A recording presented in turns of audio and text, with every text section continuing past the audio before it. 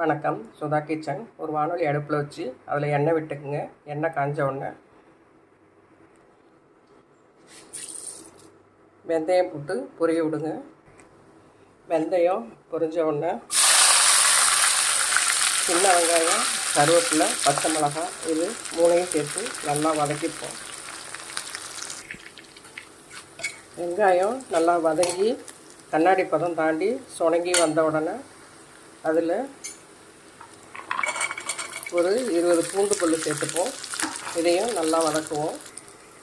இது ஒரு பக்கம் வதங்கிக்கிட்டு இந்த பக்கம் மீன் குழம்பு பக்குவத்துக்கு புளி கரைச்சி மிளகாத்தூள் போட்டு உப்பு போட்டு கொதிச்சிக்கிட்டு இருக்கு. இது ஒரு பக்கம் கொதிக்கட்டும். பூண்டு நல்லா வதங்கினோடனே சின்னதாக 2 தக்காளி பழம் அதையும் வதக்கிப்போம். வதங்கும் போது கொஞ்சம் வாசத்துக்கு பெருங்காயத்தூள், நான் ஒரு 4 மாங்கொட்டை அதாவது வத்தை வீட்டிலே போட்டு வச்சுருக்கேன். அதையும் சேர்த்து இதில் வதக்குவோம். இந்த குழம்புக்கு தேவையான 1/2 மூடி தேங்காய் பெருஞ்சீரகம் அரைச்சி இதில் சேர்த்துக்கிறேன். எல்லாமே நல்லா வதங்கிடுச்சு. இதை எடுத்து அப்படியே இந்த குழம்புல சேர்த்துப்போம்.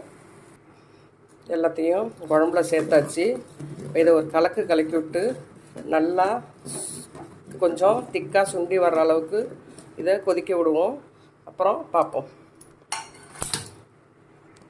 உப்பு பார்த்துக்கிட்டு தட்டு போட்டு மூடிடுங்க. குழம்பு நல்லா பக்குவமாக திக்காக வந்துருச்சு.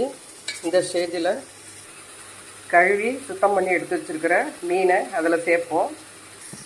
அடுப்பை சிம்மில் வச்சுக்கிங்க. என்னடா மாங்கொட்டை போட்டு வத்த குழம்பு வைக்கிற மாதிரி மீன் குழம்பு வைக்கிறேன்னு நினச்சிக்காதீங்க. மாங்காய் கிடைக்காத நேரத்தில் நம்ம வத்தலை போட்டு குழம்பு வைக்கலாம். டேஸ்ட் அருமையாக இருக்கும். எந்த ஒரு வீடியோவும் எடுத்த உடனே செஞ்சு சாப்பிட்டு பார்த்துட்டு அதுக்கப்புறம் தான் அப்லோட் பண்ணுவேன். அதே மாதிரி தான் இதுவும். சமையல் செஞ்சால் மட்டும் பத்தாது, மற்றவங்களும் விரும்பி சாப்பிட்ணும், நாமளும் அதே தான் சாப்பிட்ணும். அதனால் டேஸ்ட்டும் தரமும் அவசியம். இதை அப்படியே நம்ம ஒரு தட்டு போட்டு மூடி வச்சுருவோம். அவ்வளோதாங்க, வத்தல் சேர்த்த மீன் குழம்பு. நீங்களும் செஞ்சு பாருங்கள், அருமையாக இருக்கும். கரண்டி போட்டு கலக்காமல் கிண்ணத்தை தூக்கி கலக்கி விட்டு நம்ம அதை வேக வைக்கணும். இல்லைன்னா கரைஞ்சிரும்.